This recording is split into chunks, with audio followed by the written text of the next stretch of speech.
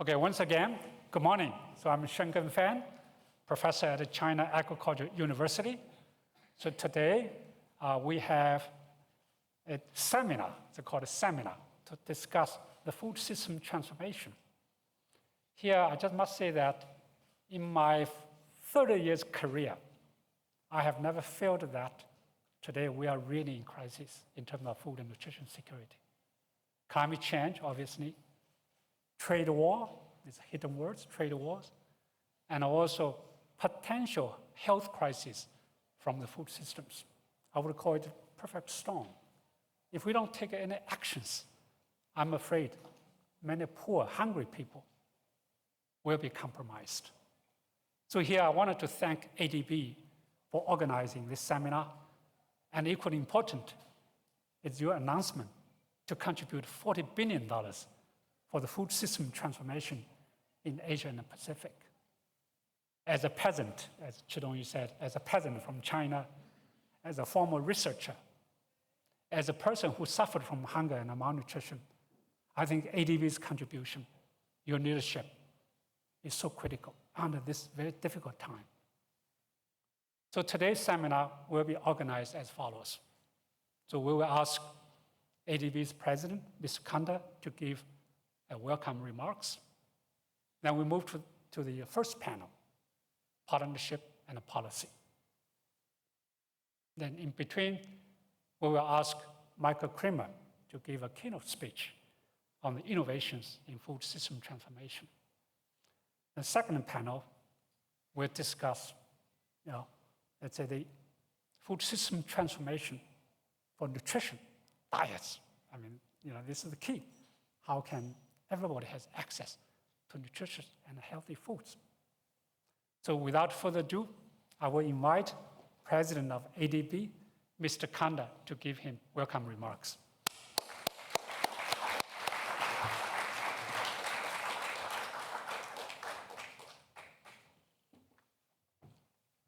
Thank you very much. Good morning, Excellencies, distinguished guests and gentlemen, ladies and gentlemen.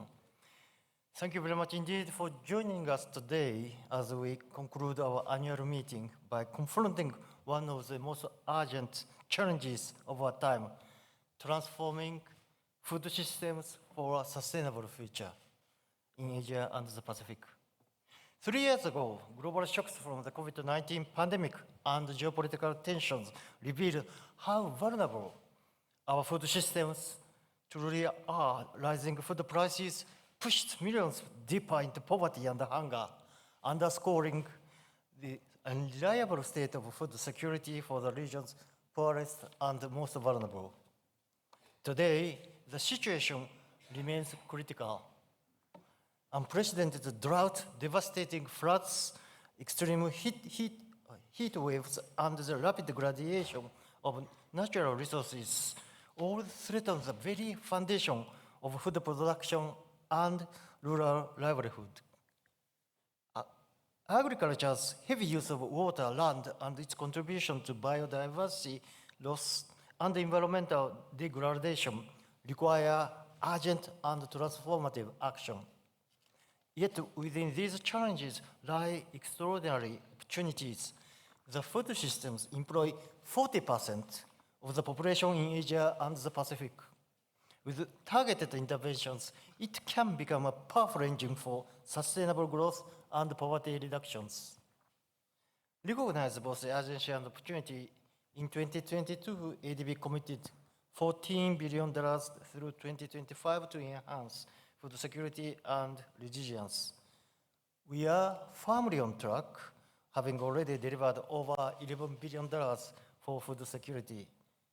In Cambodia, for instance, our support for coastal fisheries regeneration has directly benefited the food security and livelihood of 200,000 people since 2022. And in Pakistan, our financing enables the country's first policy-based loan for climate and disaster resilience. Yet, we know we must do more. Therefore, ADB has announced a bold new ambition to increase our commitment. to food system transformation across Asia and the Pacific. We will be investing an additional $26 billion by 2030, bringing our total investment in food security to $40 billion.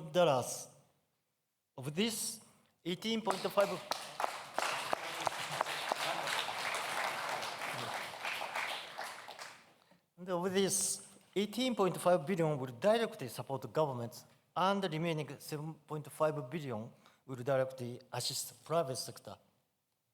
Our expanded initiative addresses key challenges in sustainably transforming food systems by prioritizing ecosystem protection and nutrition improvement. We will also scale up financing for agribusinesses and stimulate rural economic revival with a clear focus on creating quality jobs and promoting gender equity. Technological innovation will be encouraged alongside necessary policy and institutional reforms. Specifically, ADB will champion innovative, nature-positive practices adapted to local contexts and promote open trade for efficient access to nutritious foods. To maximize our impact, we will mobilize funding from a diverse range of public and private sources. We will align our actions with global food systems transformation efforts and ensure transparency and accountability through internationally harmonized monitoring systems. Transforming food system is a shared responsibility. It requires deep collaboration amongst governments, businesses, researchers, farmers, and civil society. Together, we must ensure that our food system not only feeds people today, but also protects nature and creates lasting opportunities for generations to come. I look forward to working closely with our partners present here today. Your insights collaboration will be instrumental as we advance this ambitious agenda. Thank you very much.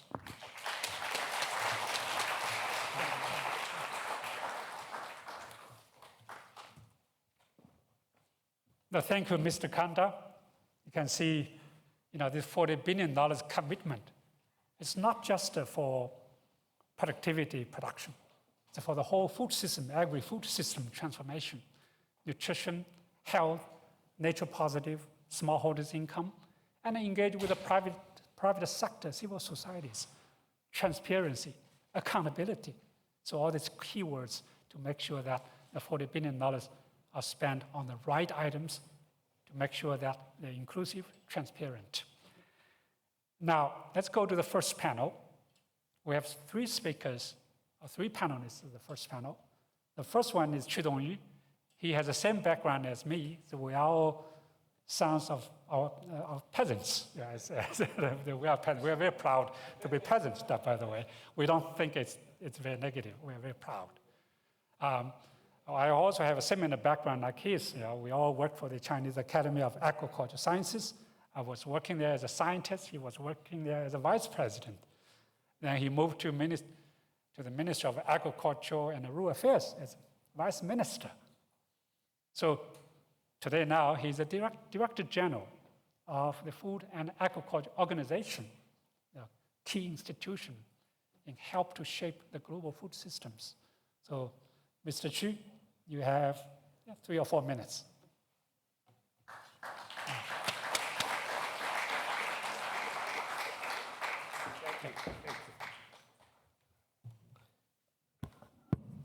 Thank you. Good morning and salam alaikum. And 大家早上好. Excellencies, ladies and gentlemen, I'm delighted to be with you today to reflect on the matters of global agencies, share the responsibility and the transformation of our agri-food system to be more efficient, more inclusive, more resilient, and more sustainable. And overarching guidance of 4 betters and ensure the prosperous future and the food security for generations to come. I really appreciate that Mr. Kanda Masato to promise the big efforts and the commitment and on behalf of the ADB. So it's a lot of work we can do together. We are at a critical juncture around the world. We face the complex and the interconnected challenges that directly impact the food availability, food accessibility, and food affordability, and food diversity for health security. According to FAO State of Food Security and Nutrition in the World Report, one in each 11 people globally, about 733 million individuals experienced hunger in 2023. So there are a lot of challenges we know. I don't want to repeat because all of us to know not only natural disaster and also man-made disaster. And not only climate crisis, also other extreme biotic stress.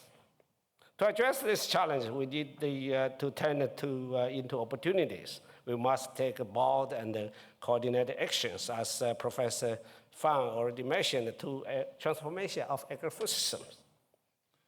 Meet the demand of the growing global populations and the improvement of the life standards are both driving force to change.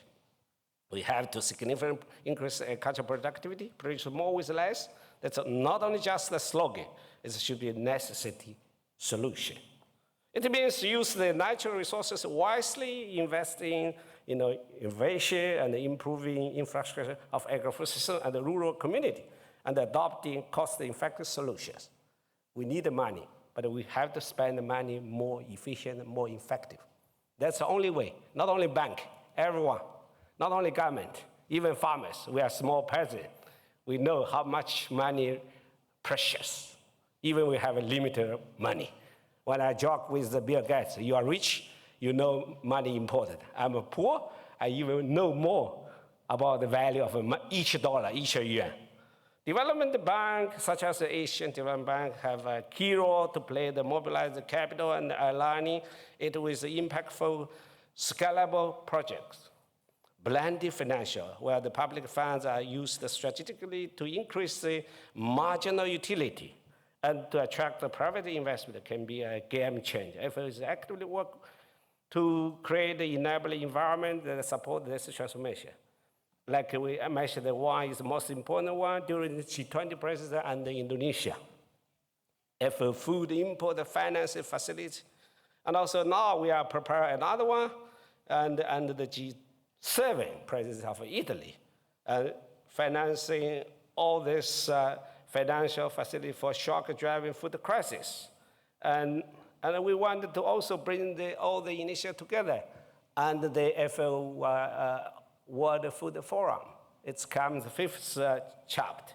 So hand-in-hand initiative prioritize facing great food insecurity, low-income, landlocked, small island developing states, where the capacity and investment are most needed. I just recently visited Tajikistan, Kyrgyzstan. I met the president. They really wanted to more close cooperation with ADB and FAO and others together to lead the game change. Dear colleagues, FAO is working with ADB more than 60 years, especially international financial like World Bank. And ADB, not that long, but we are very enjoyable, the tangible results of work together, especially in the hotspot area like Afghanistan. Your money, each dollar, each yuan, or yen, are really matters for the local people and for the vulnerable and the marginal people. And our collaboration has produced tangible results. I don't want to repeat it here. I have the four examples from Indonesia, from the Bangladesh, and from also the Appreciate Life Saving Achievement financed by ADB to FAO in Afghanistan during past 3 years. I will have the bilateral meeting with the president of the ADB, so I want to elaborate later more details. But we enjoy the close cooperation, deliverable, tangible results. We need to talk, but we need to walk the talk. And we need the promise, we need the deliverable. That's the clear message from FAO during the past 6 years. And also we wanted to work with all the partners, not only government, not only public financial institutions, and also private, and also scientific institutions. Let's work together to fix the problems together and make the people feel hope, make the world better to live together, harmoniously. Thank you so much. Well, thank you, Mr. Chi, for this very important words. And under his leadership, so FAO has positioned itself to transform agri-food system. Huh? Yes. So for three betters: better production, better nutrition, and a better environment. That's right, and better life. Well, there are four betters now. And now he's also committed to work with ADB to deliver tangible results. So not just talk, walk the talk. Thank you. Okay, our second speaker is from Tajikistan, Mr. Rahim Zoda. And he is an expert on water. He is also alternate governor of ADB. So he will speak how water can be part of the important food system transformation. Go ahead. Thank you very much, Mr. Moderator. I thank also ADB for bringing us together to share our experience to build our tomorrow or future. Actually, when we are talking about the tomorrow, it shouldn't be simple tomorrow. The tomorrow, it should be sustainable, resilient, safe, and secured. And I thank President Kanda highlighting the 4 key areas for transformational change to make our future or our tomorrow brighter. He mentioned in line with energy security and digitalization, also climate resilience and vulnerability of the food system. The two last, indeed, too much interconnected. And as you mentioned, water resources is something that behind of these key areas. Water is really essential for agricultural sector, since agriculture produces the lion's share of our food, and irrigated agriculture provides around 70% of the agricultural production. That's why water resources is really important to be considered as also the key element to address those challenges or to achieve those goals the President mentioned in his speech. And unfortunately, water resources are under huge impact or pressure of today's challenge, including the climate change impact, mostly through the melting of the glaciers because of the global warming, and the growing demand because of the population growth. So what should be done to achieve our goals in terms of our food security, energy security, water security in the future? The Central Asia countries are most impacted in this regard. I would like to highlight maybe 3 key points in terms of the water resources management in our region. The first is the transborder feature of the water resources. While 80% of water resources are being originated in the territory of the 2 upstream countries, Tajikistan and Kyrgyzstan, 85% of that water resources are being used by the downstream countries, Kazakhstan, Turkmenistan, and Uzbekistan. And without transboundary cooperation, it would be impossible to address those challenges we have with water. The second moment is water productivity, how we use our water resources. Globally, the indicators of the water productivity is $19 per cubic meter, 1 cubic meter gives $19 per year for the countries. It's a globally in average. While in Europe, it's a $45. In Central Asia, you can imagine it's $2.5. One of the lowest indicators in the world. So we have to increase water productivity to achieve our goals. The next moment is water availability. You can imagine in 1960s of the last century in Central Asia, we had the indicator of 8.4 thousand cubic meter per capita per year, the indicator of the water availability. Nowadays, it is less than 2 cubic meter per capita per year. So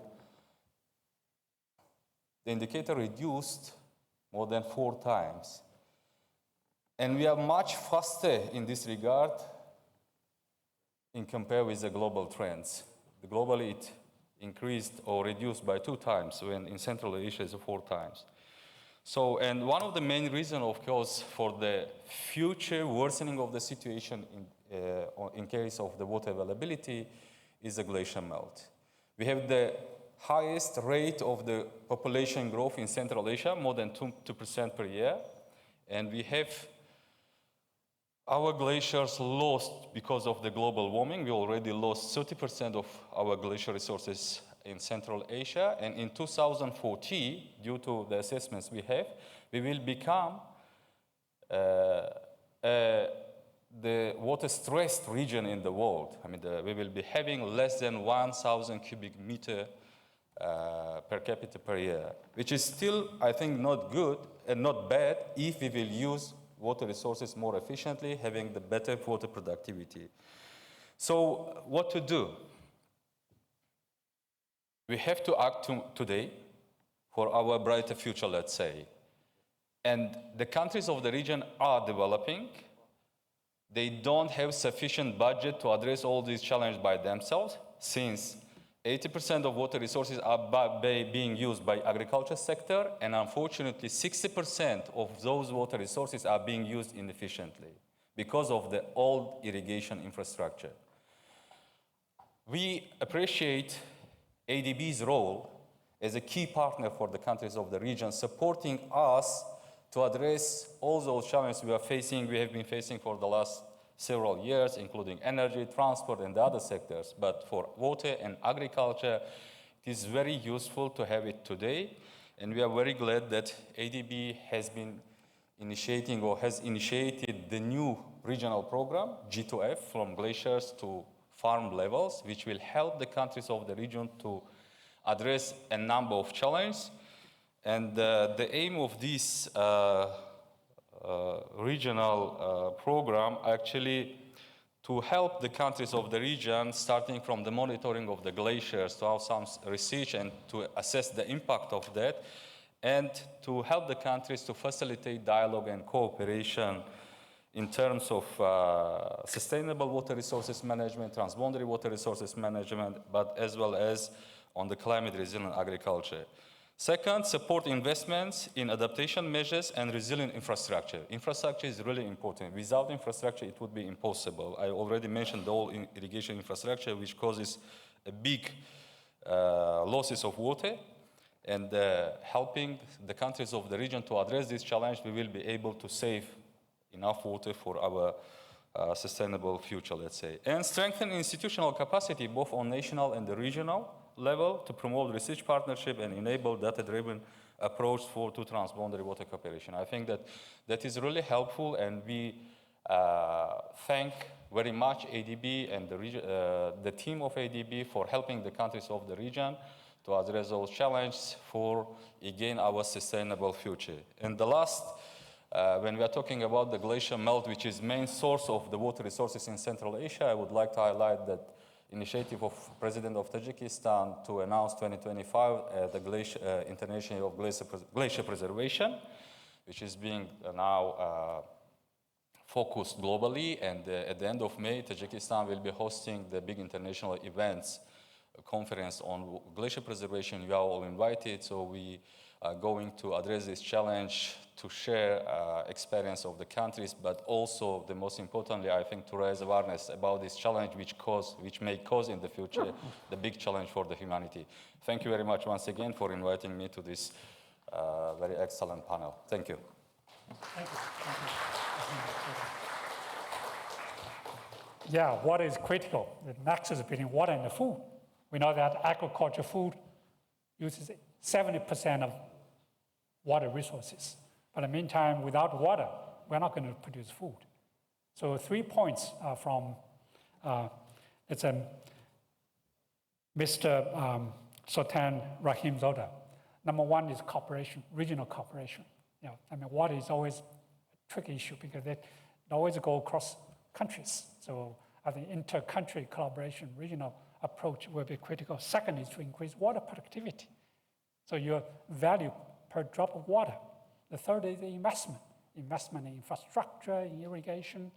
So ADB obviously is very much part of that. And also your glaciers sort of a working group together is so critical. I know in Central Asia, the Tian Shan Mountain Pamir Plateau, you know, they have a natural glacier, they're disappearing very quickly. So how can we stop that?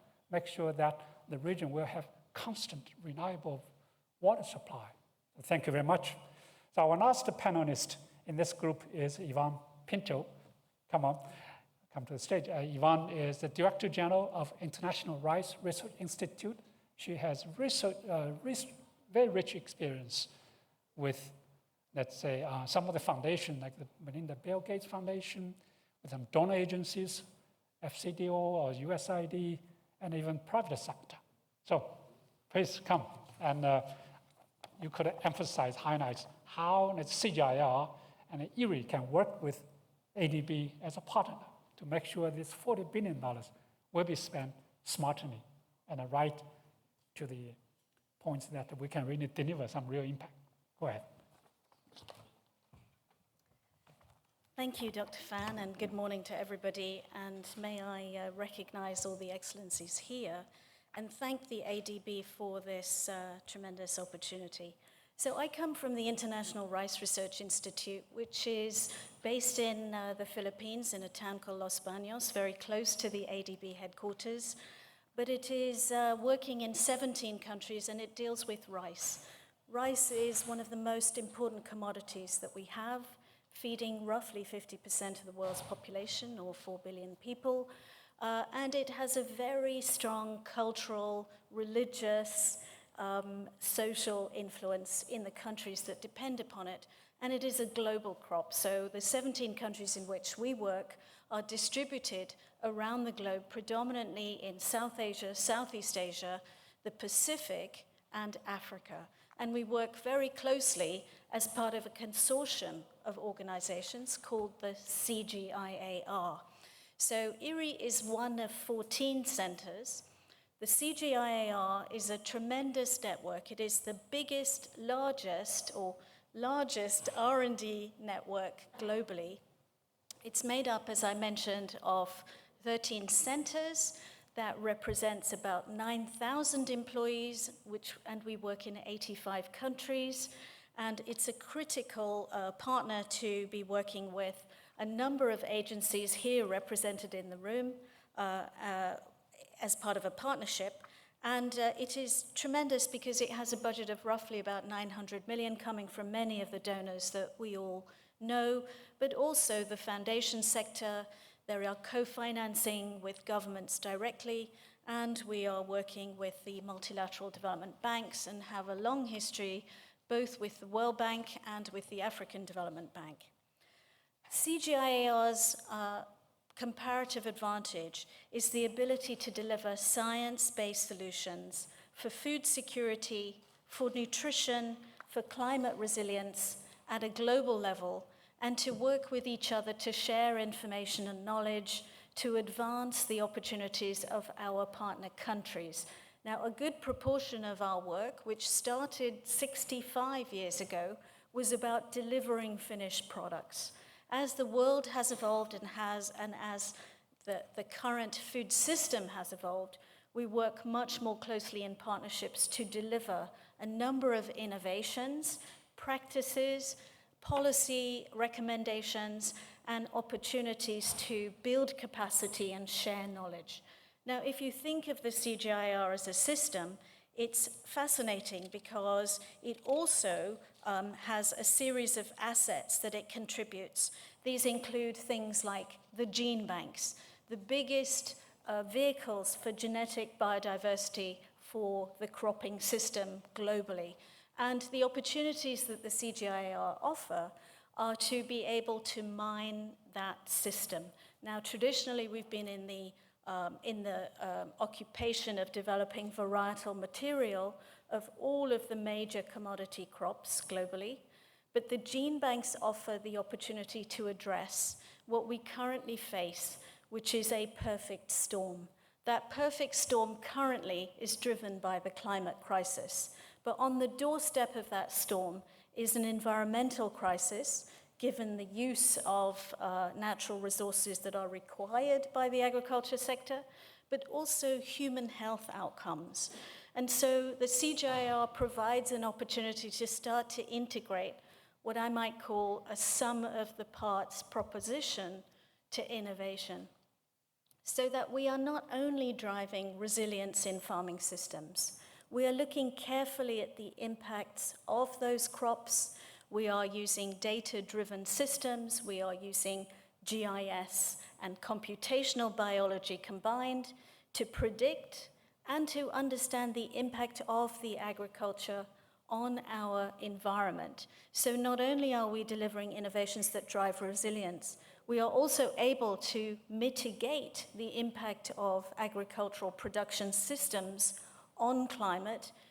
If I was to give you an example, rice is one of the greatest emitters of methane in the cropping world, and globally it produces something like 10% of all methane emissions across the globe. We are looking at technologies, genetic opportunities to drive those methane production systems down in cultivated landscapes. At the same time, we are looking at mining our genetic gene banks for nutritional traits, iron, zinc, selenium, high protein, and even aspects related to low glycemic index, and as mentioned this morning, anti-cancerous compounds in our food. So we should be able to combine climate resilience, mitigation of those climatic effects, nutrition, and indeed, we should be driving practices that are reducing the amount of water that we use, reducing the inputs of chemicals, and ensuring that we are delivering demand-driven cropping systems to drive farming livelihoods. So really, those combinations of factors are critical. I'd like to leave you with an example which gives you a little bit of granularity. The International Rice Research Institute happens to house the biggest rice gene bank in the world. That's 132,000 accessions from 134 countries. We've recently used technologies of artificial intelligence and machine learning to mine that gene bank.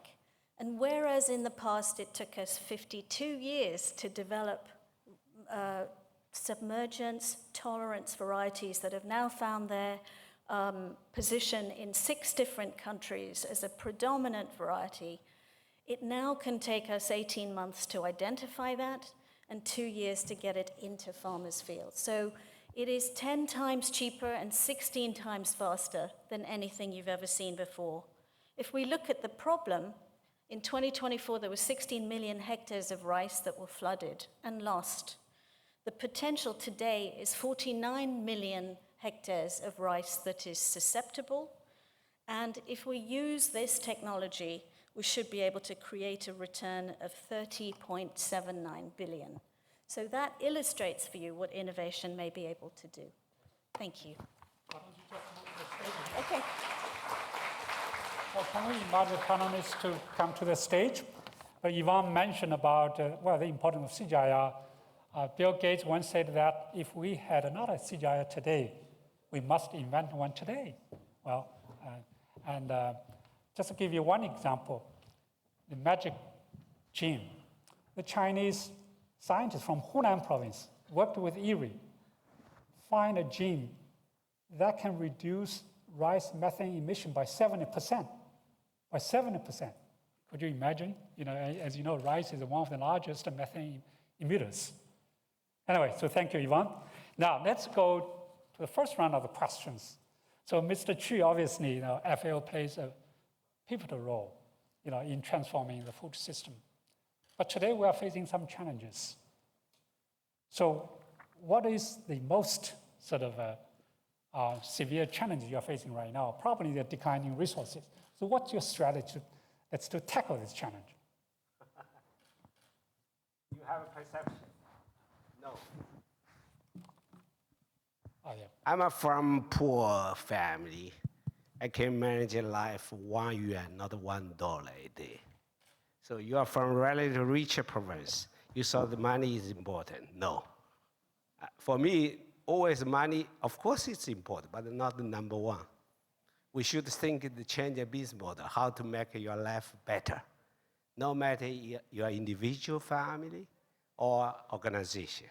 Since I arrived in FAO, and we started first year is efficiency, second year is effective. A third year is extraordinary after the pandemic. And the fourth year is excellency. I already started one cycle of the 4E, not the 1E. That's we save a lot of money, about $200 million. Even we have a limited budget compared to other sister agencies, because I always behave like a poor people to make life better. So not the number one question of the resources. I said it very clear so many times. Number one is change the business model. Number two is innovation. Not only innovation of science, innovation of the manager, especially social science. Third, important, you get all the partners to work together. Not only government, not only scientists, not only the investor. Development, like ADB, the name is Development Bank. But how much proportion of the resources really focus on development? That's their question. They have to answer. But for FAO, we say focus on FAO, no other things. F is, of course, food. It's a food transformation. I'm not fully agree, but partly agree. But the more important is that the soil, water, agriculture. Agriculture not only crop, animals, forestry, and fishery, aquaculture. We have to produce more food, not food, and more with less impact on environment, less input on chemicals, fertilizer, water, you said that, water efficiency, not only water productivity. So all this, we need the science innovation is number one. The most cost-effective solution is from science and innovation, and included the social science innovation. Thank you. Thank you. So he always joked that I'm from rich province, he's from a poor province, so money is not important. But I do agree that it's not just the money. It's more important to set the right priorities. Where do you spend your money? Where do you focus? So he's a natural scientist. He thinks that the social science is very important. Maximo is somewhere here. So let's make sure that you heard that. Thank you. Now, Mr. Rahim Nazoda, now water is very critical, but I have not heard from you the innovations. What sort of innovations the Central Asia has in terms of using water more efficiently and effectively to produce more food with less water? So innovations, are there good examples? Actually, I mean that innovation is really helpful, and in the conditions of the climate change impact and the less water availability, we have to do something, and innovation can help us in terms of the using less water for bigger, more products, let's say. And in Central Asia in general, we have 8 million hectares, and I was chairing the executive committee of the International Fund for Saving the Aral Sea twice, one from 2005 to 2008, and the last one from 2020 to 2023. And the big change made during these years. During my first chairmanship, when we were talking about, for example, drip irrigation, which is one of the, not maybe innovative, but still, I mean, the water-saving technology. So the country said, oh, we have to have billions of the dollars to have this system, I mean, that to use water more efficiently. Nowadays, because of the new technology, so the price for the drip irrigation is going down, and then all the countries of the region, they are introducing this technology for having,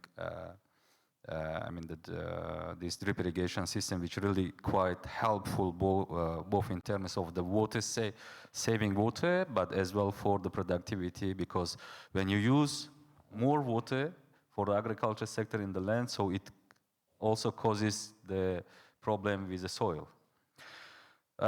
So I think that is on the way, so no problem, the countries are capable to do it by themselves. But when we are talking, as DG of FAO mentioned, that the innovation is not matter of the technology.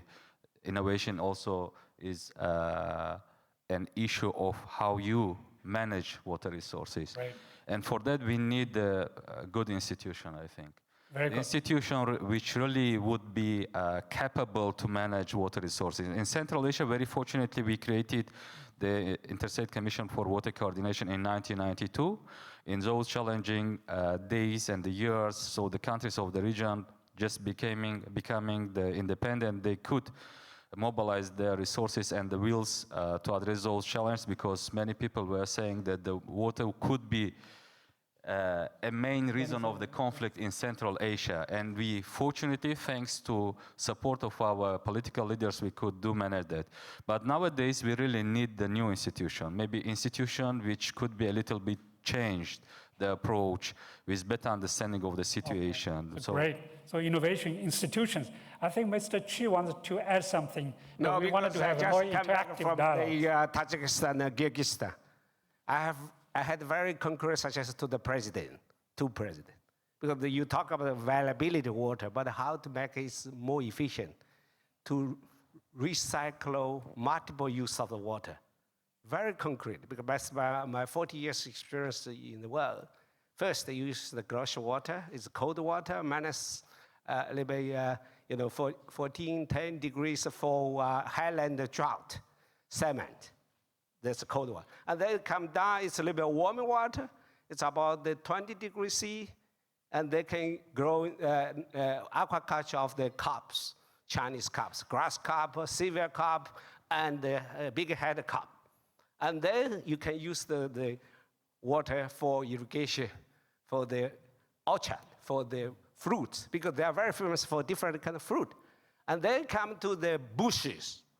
Not the big trees. I'm the only person to suggest his president, because Lakamo is very experienced, 50 years on the agriculture, when he started his career as a state farm manager. So I said, don't plant too much big trees, because too much evaporation.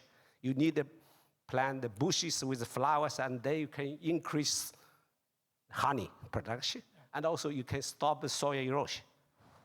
Great, thank you. I think water can be used several times, and also water can be used for different crops. So you have tailored your water use. Right. So this is also part of innovation.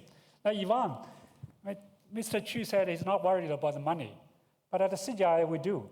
So under the current sort of funding situation, how can we do better? How can we set the right priorities to really deliver what we have promised? Thank you. That's a great question. I think that, there is a tremendous amount to do. There is no doubt that we could be doing all of these things. But if we really want to develop, and I think we should, if we really want to develop leadership in the Asia-Pacific region for food system certainty, we must work together.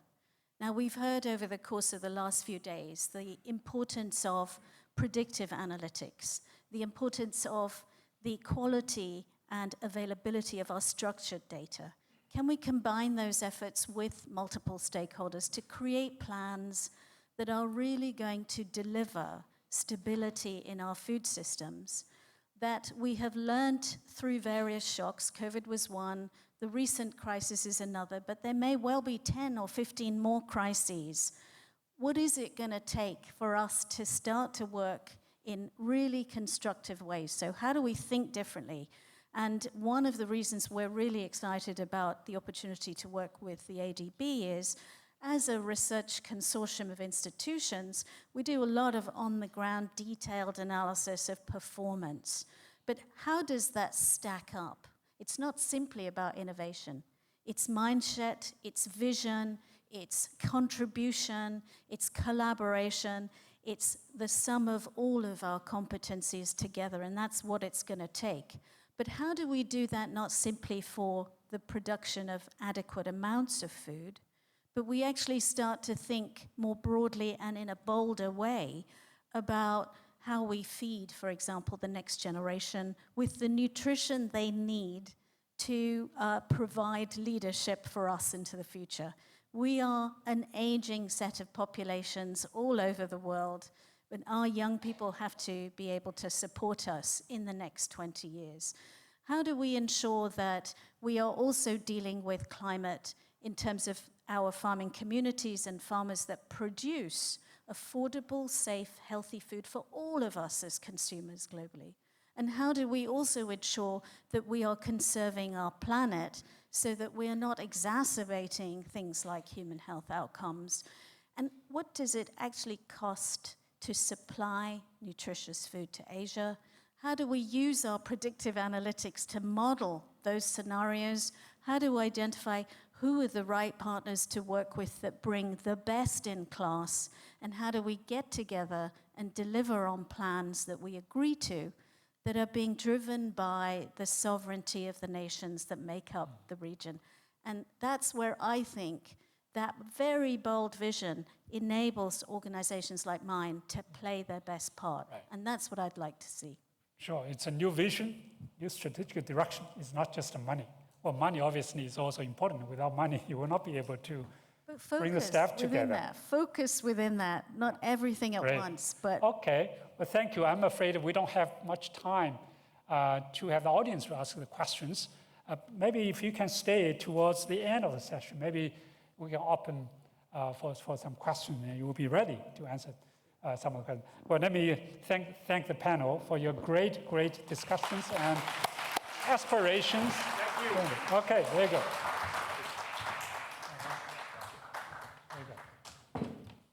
So now we move to the keynote speech by Michael Kremer. Where's Michael? Okay, you're ready.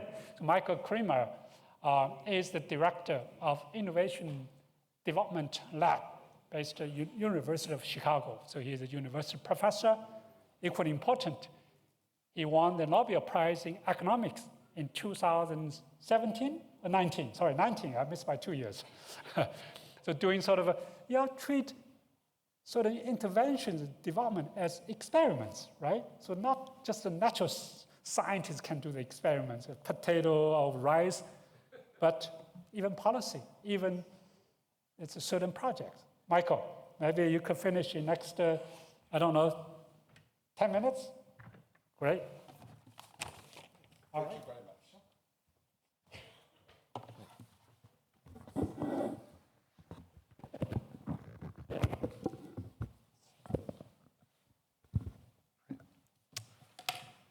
Well, thank you very much for that introduction. It's the commitment that was announced by the ADB for food system transformation, I think is very exciting. And I think one part, as we've been hearing today, one part of this broader commitment to food system transformation is the role of innovation. And I think having this innovation be evidence-focused and focused on evidence-driven and focused on impact is something that can really maximize the payoff of the investments in innovation. And I think the focus on this is exemplified by the renaming of the Asian Development Bank's research department as the Economic Research and Development Impact Department. I think that's, I think I'll try to pick up on some of that theme in my talk as well. So, digital technologies and artificial intelligence offer tremendous opportunity to advance economic growth, environmental sustainability, and human welfare in low and middle income countries, as well as high income countries, across a range of sectors: health, education, finance, social protection, government services. Today, I'll focus on the case of agriculture, and we'll argue that digital agriculture can help empower farmers to make more informed decisions, can help increase incomes and resilience, and can promote sustainable development in an environment with climate change. I think, although a focus on digital agriculture, I think many of the themes apply to digital innovation more broadly. And I'll talk about some findings from a commission that I chaired on innovation for climate change, food security, and agriculture. So as part of the Commission's work, we reviewed the literature on a whole host of innovations, and we recommend many of those innovations. But one thing we found was that there are many digital innovations that already have rigorous evidence of impact and of cost effectiveness, not just for the innovations themselves, but also for ways to increase uptake of the innovations among farmers. So we're looking both at to pick up on some earlier themes, looking both at the natural science and the social science evidence on this.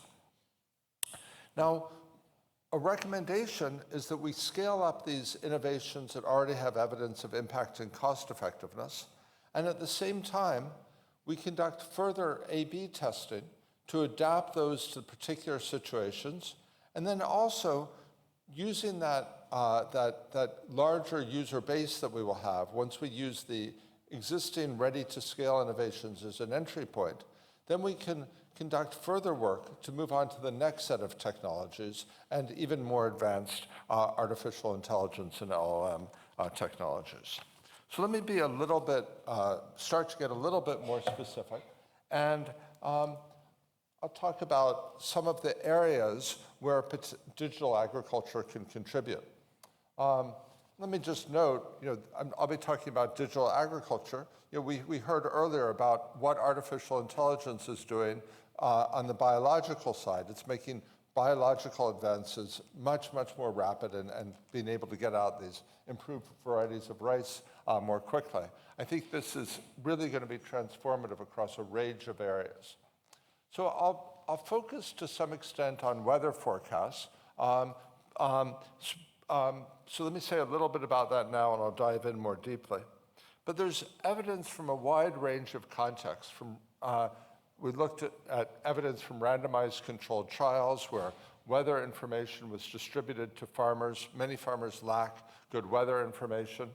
And we saw across these contexts that farmers were able to use this information. So for example, in Pakistan, farmers who received forecasts were less likely to apply pesticides or to irrigate when heavy rains were forecasted.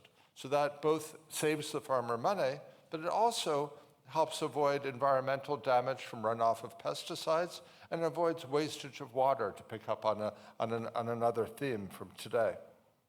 In Telangana, in India, farmers who were, we looked at a study of monsoon onset forecasts. So farmers who knew that the forecast was for an earlier monsoon than they realized, they increased their land under cultivation, they adopted new crops, and they invested 34% more. In other cases, when farmers were overestimating the length of the season, and they learned it was going to be later than they expected, they did the opposite, which is also appropriate for farmers in reducing the risks that they faced. Okay. There's also emergency response. So in Bihar in India, flood forecasts 2 to 4 days in advance increased preparedness and improved health outcomes, reducing medical costs by 30%. So those are all examples on weather, on pests, a pest alert system for potato farmers in Bangladesh that combines satellite data and weather data to predict blight risk. When that information was digitally transmitted to farmers, they increased their fertilizer investment by 8%. Their yields went up 7%. Soil chemistry. So if you can inform farmers about the situation, whether they have, for example, enough nitrogen or they don't have enough nitrogen, a lot of farmers are overusing nitrogen. That's exacerbating climate change problems. It costs the farmers money. And in societies where the government's subsidizing fertilizer, it costs the government money as well. Well, there are deeper issues here. I don't want to claim it's all about information. But in some cases, when it's been found that when farmers are given information, they already have enough nitrogen in their soil, they can cut back. And then that can save them money and save society money and provide environmental benefits. Other cases, they might need certain nutrients, and then they can apply those. Okay. Another area is market linkages. We were just talking before we came here, and Xu Dongyu, who played a very important role before his current role in digital agriculture in China, talked about, from an economic point of view, there was an attempt in China to bring farmers into communal farms. Then there was a decision to go back to smallholder farming. I think a lot of economists like the idea of free markets and smallholder farming. But there are some cases where there are economies of scale. Well, digital agriculture allows you to achieve those economies of scale in an environment that allows smallholder farming. So this is, one study I was involved in found that linking farmers to contract farming companies allowed the farmers to let the farming companies know when they weren't delivering the inputs on time. That reduced late deliveries of fertilizer and also created benefits for neighboring farmers. Let me talk. There's some very exciting work on behavioral interventions from social science that yield quite, for example, a simple planning tool allowed farmers in Zambia, I realize outside the region, to anticipate their expenditures more, save more, and greatly increase output the next year. Now that was done in an experiment, but I think this is something that could be facilitated by very good large language models and delivered digitally.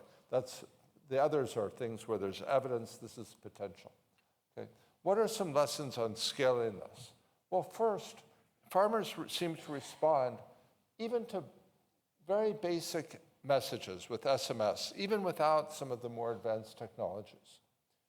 That generates very high benefit cost ratios. The numbers I gave, sometimes they were very impressive, sometimes they were 9% increases. But if you set them against the cost of delivering an SMS message, the benefit cost ratio is huge. So you really want to get to economies of scale, and governments offer the opportunity to do that. They often have lists of farmer phone numbers. There are other ways as well. But one weakness we've seen with governments in many contexts is although the agriculture departments are very scientifically knowledgeable, they don't necessarily transmit the information in ways farmers understand. However, in multiple countries, what we've seen is that with a little bit of technical assistance on human-centered design, on A/B testing, that can dramatically improve farmer comprehension. So, for example, in India and Pakistan have both done soil health cards to report on the chemical composition of soils to farmers. But the understanding rates of the initial designs were very, very low. But then supplementing that with human-centered design and digital techniques and audio message, I think that took comprehension from 6% to, I think it increased to 39%, if I'm remembering correctly, in one of these studies, as an example. I'll go on to the next slide. I think there's, AI can really allow transformative improvement. And I'll then talk about an example of scaling. So AI, I think AI can both improve the content and can improve the communications. So we heard about rice breeding before, but let me talk about weather forecasting. So there are now, just in the past few years, we've seen a key thing farmers need to know is the weather.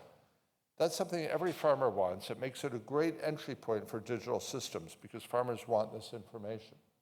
There are now many open access weather models so Google, NVIDIA, ECMWF, the European Center, Fuxi University, they all have models that are available for anybody can use them. They're much more accurate than traditional models. So it used to be you could predict 10 days in advance. You can now predict 15 days in advance globally. Now you want to check for any particular agromet application. So for the Indian monsoon, we went ahead and we checked and confirmed that these models work and found the two that work the best.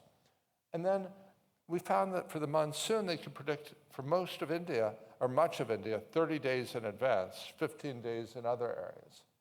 So that's something that can be provided to farmers right away. I think this analysis that we did, it was quite easy to do. It can be checked for other countries very easily, for other meteorological phenomena. Sometimes farmers want to know about rain or temperature. You can check the accuracy for each of these. And then you can start distributing these. They're very cheap to run. So that's an example on the content.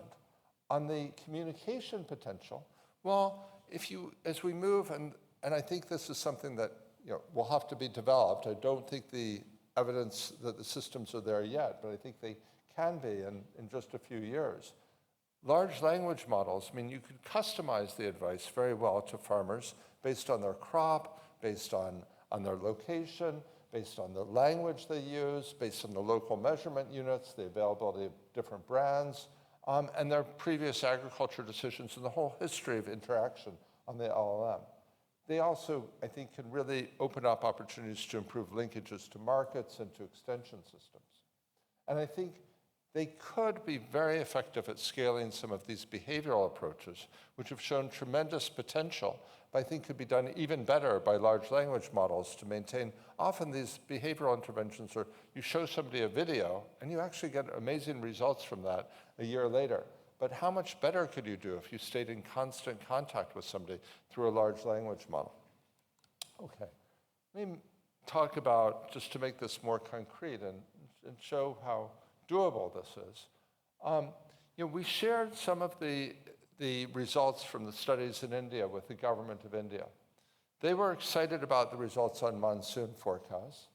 Last year, in 2024, they sent monsoon onset forecasts to about 9 million farmers, or monsoon forecasts.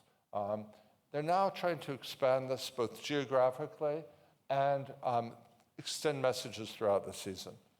Things seem to be on track, to reach 45 million farmers this year. Now, the Asian Development Bank is taking a really leading role in this. They announced at the previous COP plans to invest $300 million in weather forecasts from 2025 to 2027. They've started preparing concept notes for loans in India, Bangladesh, Laos, PDR, and these would include both weather information and agromet advisory based on that. And they're actively planning another round to include 8 more countries. I think this is something that can be, the specifics will have to be worked out for each country, but these open access AI models are global, so it's very easy to just check whether they predict well for any country, and then if the government has a list of farmer phone numbers, to disseminate it that way, or using radio or TV or other methods. These are examples that I've taken from the case of digital agriculture, but I think thinking more broadly across a wide range of fields, education, health, social services, governments can apply these digital and AI techniques to improve the quality of their work. And I think accompanying that with rigorous testing to measure the impact then offers an opportunity to find what works, scale it up rapidly, and really improve people's lives. Thank you.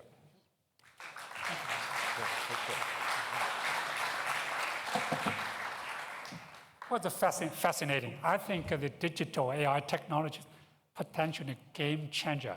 If you don't follow that, you will be left behind.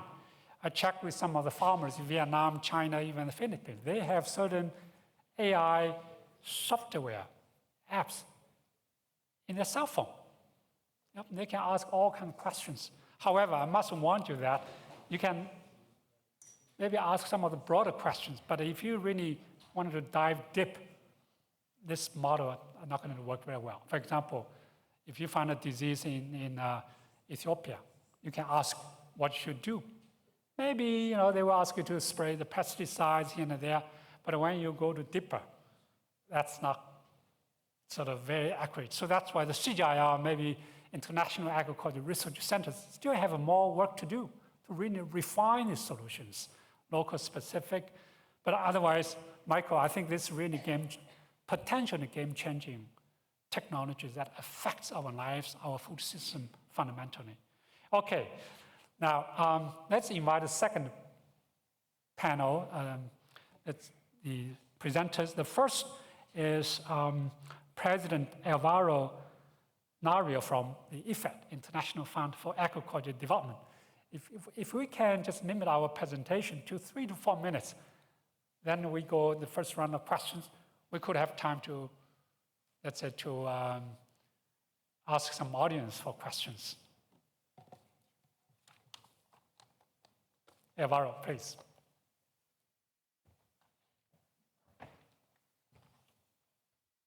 Well, thank you very much. It was fascinating to listen to Professor Kremer, and thank you for the insights. We very much welcome the announcement by ADB of the 40 billion. It comes also with a number of other announcements, including from the World Bank, which they were also aiming for 9 billion by 2030. And I think this puts clearly food security at the center of many of these investments. We are seeing that over the last years, food security has also become a matter of national security for many countries. We are seeing it in the current trade talks, where you see that many of the red lines actually are on food security and on food trade. So I think this also highlights the importance of the topic. It was also mentioned by President of ADB, the importance in terms of jobs too. It's very clear that in many economies, in Asia it can be 1/3, 40% of the jobs and of the income in the rural areas where poverty is located comes from small-scale farming, and even more in other parts of Africa. For us, ADB is a very key partner. It's our partner of choice. We're also working in the region with AIIB, and I think the important part is not only the announcements on the sizes, it's actually how it trickles down. When an example for us is, for example, Indonesia, where we are investing on irrigation infrastructure with the ADB, but the important part also is the extension services, how it really trickles to the small-scale farmers. We are seeing in many parts of the world that there's the construction of many of the bigger dams or big infrastructure, but we are also seeing that it does not always trickle down to the rural areas, to the small-scale farmers. There's not that connection, the pipes, the smaller dams that are connecting to the people most in need. And I think that connection is also for us where we are coming on board. It's not only the size, it's the quality and the impact. I think the focus should also be on impact. We have learned also from food systems that it's not only about productivity, science, innovation, which is key. It's also, in many of the cases, about the system. We're talking about infrastructure, the distribution, the transportation, and also the transformation of many of the raw materials, not just, so this creates also and goes to the income side, which is also part of the food systems. We have learned over the last year that it's much better when we're talking about the nexus of food, water, energy, where we're talking about the nexus of food, nutrition, so health itself. So it's a number of sectors. And this is where the complexity in many cases comes. That complexity and also trickling down so that also the people can benefit. In our case, as a financial institution, last year, for example, since the topic is also nutrition, we issued our first nutrition bond, which was actually bought by some farming cooperatives in Japan. So that connection between capital markets and that first mile, I think is also important to make it happen. We share many of the priorities on ADB, and which are very important for us. One is obviously the private sector. Many of the small-scale farmers, rural SMEs, are the ones that are creating the jobs and that are providing the income, which is very important. And I think that bringing together the private sector, not only by multilateral development banks, but for us also, in addition, is public development banks. We are seeing more and more attention to agricultural development banks, land banks, and that connection and mobilizing the credit, the support to small-scale farmers becomes even more fundamental. The second one is climate adaptation and biodiversity. We can call it in many names. We're seeing the importance of extreme weather events, of climate variability. The reality for us is that still for every dollar we invest, 45 cents will be going to climate adaptation. It's most of our climate financing, and still we need to continue supporting, especially small-scale farmers, in adapting to many of these shocks. And finally, in enhancing resilience in fragile contexts. 1/3 of our operations are currently in fragile contexts. We'll see now also Cindy from the World Food Programme. We're working also with them in a number of countries on fragile contexts, and it's very important that we come together, each one with its own strengths, but also that we do not leave also behind many. We're seeing many more conflicts. The reality in the world right now is that we have at the highest peak of conflicts, and it's very important that still we continue investing in many of these countries.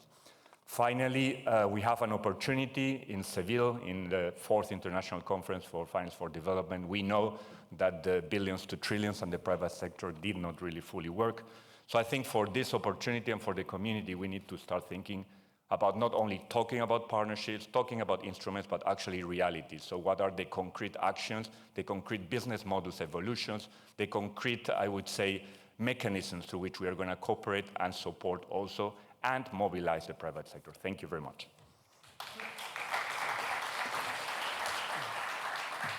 Well, linking smallholders to big markets and the climate adaptation, resilience, the private sector engagement. I think President Nario has very rich experience engaging with the private sector because he worked for the private sector, and he also worked for the international financial institutions, IFC, the World Bank, and so on. So you are the best person to address that issue. So thank you. Now, next speaker is Cindy. Cindy McCain is the Executive Director of World Food Program. He continued to be a champion of nutrition, humanitarian aid, and beyond. So she's very passionate about working with the poor to improve nutrition and their food security. So Cindy, please.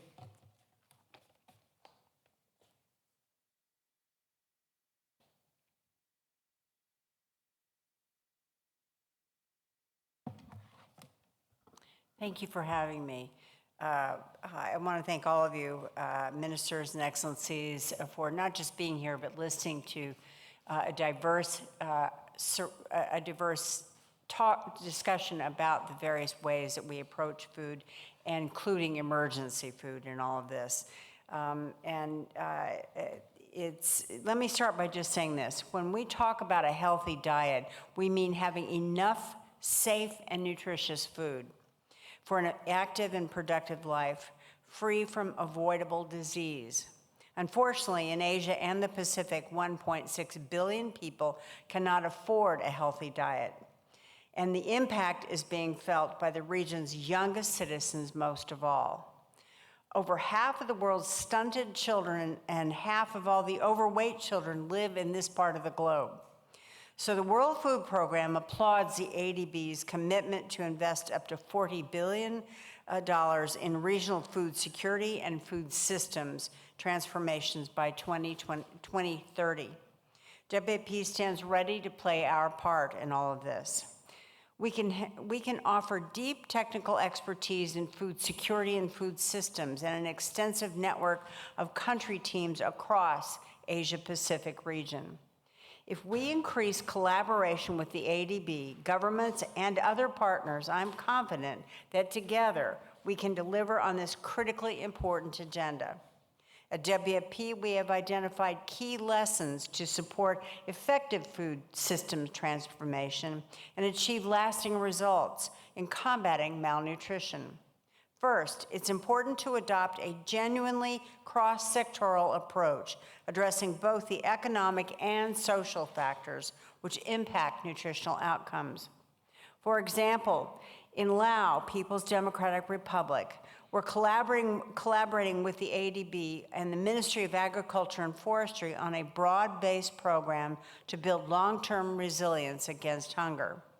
We're working with local communities to teach them how to better protect and look after the natural resources they have at their disposal. By giving them tools to manage productive assets effectively, the program helps to stimulate economic activity and improves the availability of nutritious foods. Second, WFP's extensive network of in-country relationships enables us to work with governments and stakeholders at all levels to design and deliver the national programs which reach right down to the grassroots communities. For example, in India, WFP has been working with the government to support a widespread rice fortification program, as was mentioned, which improves access to essential micronutrients among the country's most vulnerable populations. We provide technical assistance, develop training modules for rice producers, and support the integration of fortified rice in government-run social assistance programs. These are just a couple of the examples of how WFP and the ADB are working with governments to transform food systems and improve access to nutritious diets. I am confident that there is even more that we can do together, so I look forward to collaborating with everybody here today in the years ahead to deliver our shared ambition of a healthy, nutritious, and food-secure future for vulnerable communities across Asia. Thank you so much for having me. Well, thank you, Cindy. So you introduced some of the programs in Asia where you use the emergency food aid to help to improve nutrition, food system resilience, and also she highlighted partnership, particularly in India, how you use rice fortification. By the way, In addition to rice fortification, you could also use called biofortification by adding micronutrients into rice through breeding, like Erie's work. So not just fortification, adding micronutrients through processing. Thank you, Cindy. Now, our last speaker in this panel is Undersecretary from the Philippines, Mr. Assis Perez. So he is in charge of policy regulations and investment. And so he will speak how a typical country like the Philippines can work with ADB to improve your partnership to transform your food system. So please come to the stage.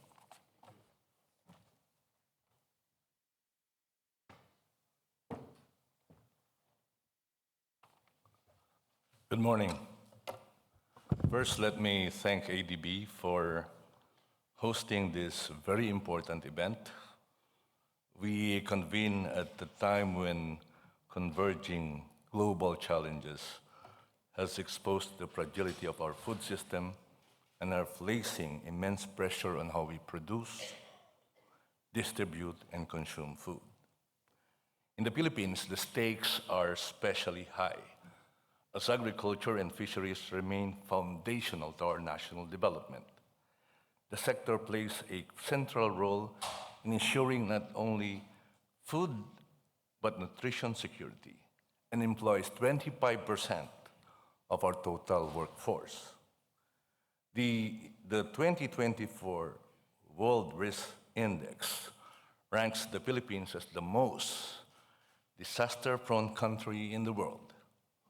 Our farmers and fishers regularly face typhoons, floods, and droughts. And beyond these critical hazards lie long-standing structural challenges such as low productivity, shrinking farm sizes, degraded natural resources, and rising input costs. Clearly, these are not just agricultural or food issues, but a national development challenge with far-reaching effects on health, education, poverty, gender inequity, and of course, the environment. Addressing them requires rethinking on how we approach agriculture, shifting our focus from individual farms to the entire food system. Given the complexity of these challenges, the Department of Agriculture has launched a 4-year strategic plan. It has 2 main goals. The first one is to boost agriculture production and to reduce our dependency on food imports. We're #1 importer of rice, by the way. And second, to develop agriculture and fisheries into profitable industries and provide equitable benefits along all actors in the value chain. So to achieve this, we are prioritizing intervention with greatest potential to reduce poverty, which is a challenge in most developing world, raise farmer income, boost nutrition-focused production. We need to reorient agriculture not just as a source of subsistence, but a strong economic viable driver. At the heart of this strategic shift is to embrace what we believe are 3 realities. #1, the primary actors in the food system are the food producers and those involved in the value chain. #2, that government role is to create an enabling environment that promotes interests of the farmers and those of the agri-value chain to continue to expand their production, encourage investment in innovation and technology, and overall efficiency and sustainability of the value chain. That reorientation towards this shift is not easy. It requires capacity building, proper allocation of resources, a strong policy support, and the need to tap existing expertise available on the field, such as that of ADB. At the policy level, the newly enacted PPP code provides the framework that opens the door for greater private sector participation in agriculture. The code has a potential to encourage investment that bridges the financial gap in the Philippines, which is roughly 3 trillion pesos or $53 billion. So the $40,000 seems to be $13 billion short.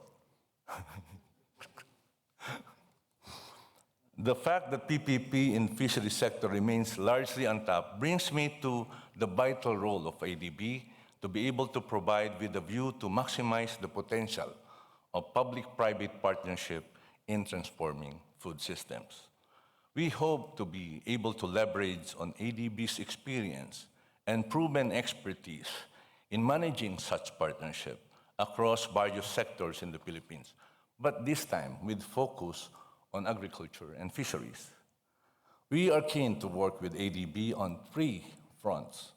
First, in supporting strategic investment in rural infrastructure, post-harvest system, logistics, and climate resilience.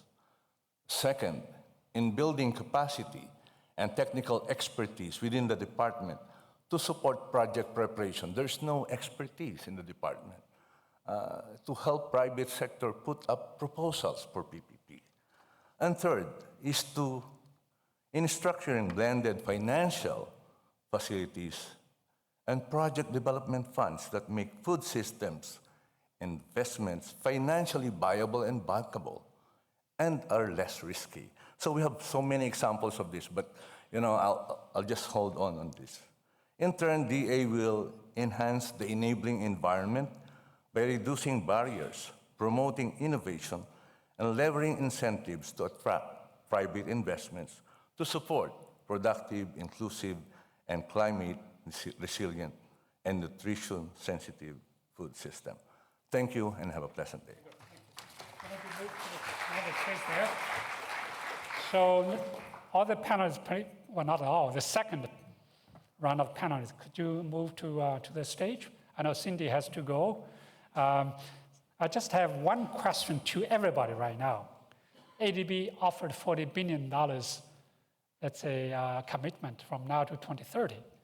So how your agency or the country can work with ADB to really deliver tangible results, as Chidong mentioned, tangible results. I know from the film you already mentioned you already talk about your wish list, right? But too many, maybe just one top priority.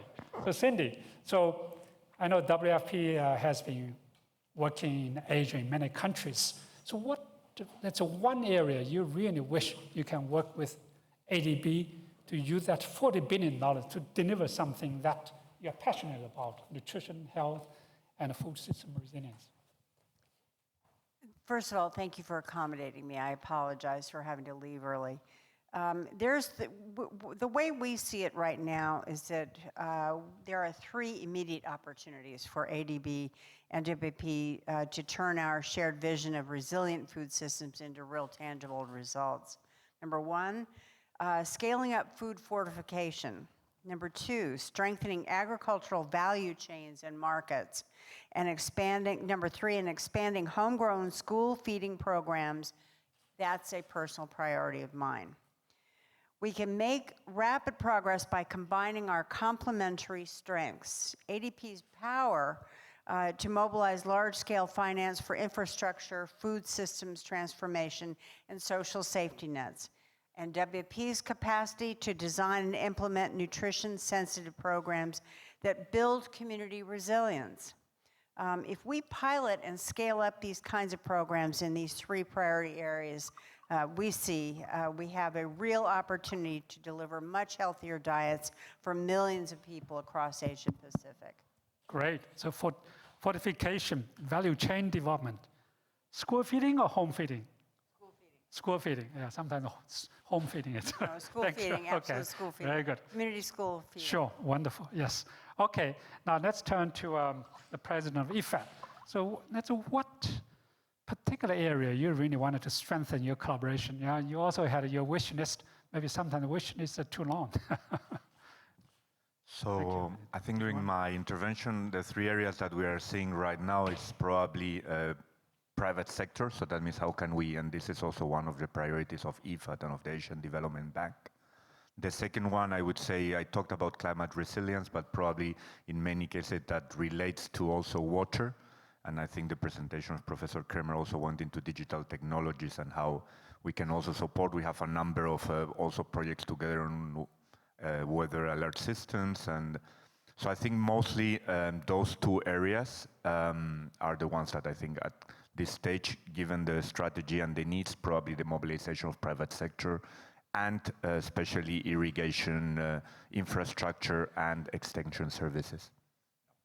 Okay, Mr. Paris, you mentioned, okay, that the Philippines are very vulnerable to all kinds of shocks, typhoon, floods, droughts, and also volcano, right? Well, volcano, you didn't mention that. So how can you really work with ADB more efficient, effective, just on one area? I mean, you have probably 3 or 4 in your list, which one you think is the most important? I will count all of them as one. But really, supporting strategic investments in rural infrastructure and capacity building would be a priority for us. And if there's enough resources and support available, helping us restructure a blended financial facilities for the private sector. It's not for government. It's really enabling the private sector to meaningfully participate in food systems. Because it embraces the basic reality that it's the private sector that produces the food. I mean, yeah, absolutely. Investment in irrigation, in rural roads, in marketing facilities are so critical. I mean, at IPRI, we have done tons of studies to look at the impact on agriculture growth, poverty reduction, and even nutrition improvement. So the organizer, do we allow maybe some questions from the audience? Can we spend another 5 minutes? Oh, just one. Okay. So who will raise that number one question? It must be good. Do we have the micro? Anybody else? Anybody wants to? Just one question? Looks like you don't have the one good question. Oh, there's one. Francisco from WHO, I think he's probably going to talk about healthy diets. Thank you. Good afternoon. I think a characteristics of the Asian Pacific food system is that there's not the same level of industrialization, financialization, and concentration of the rest of the world. I've seen forecasts saying that there's a plan to increase that concentration. Is that a good thing to do? Or could public policies and investment actually protect the system of the local food system, which is actually supportive for health and sustainability? Thank you. Actually, during the previous session, we discussed quite heavily on that, whether the local food system will be the way to go. Obviously, the ADB, IFAD, FAO, or maybe even the Filipino government, can we really support local food system for local production, for local economy, for local employment against shocks, building resilience? So that's a good question. Thank you, Francisco. So now I don't have much time to summarize. I just want to thank all the panelists here. Cindy has to go. Mr. Rahim Zoda, then Mr. Chidong-yu, and Yvonne, and Mr. Paris, and also the president of IFAD. I want to thank you so much and for your great contribution. I think, as Mr. Chidong-yu said, we have to walk the talk. Let's move to the actions. And ADB has already, started a very good step, the actual commitment. $26 billion from now to 2030, right? And then let's make sure that we convert that commitment to real results. With that, I want to thank you. Thank you so much.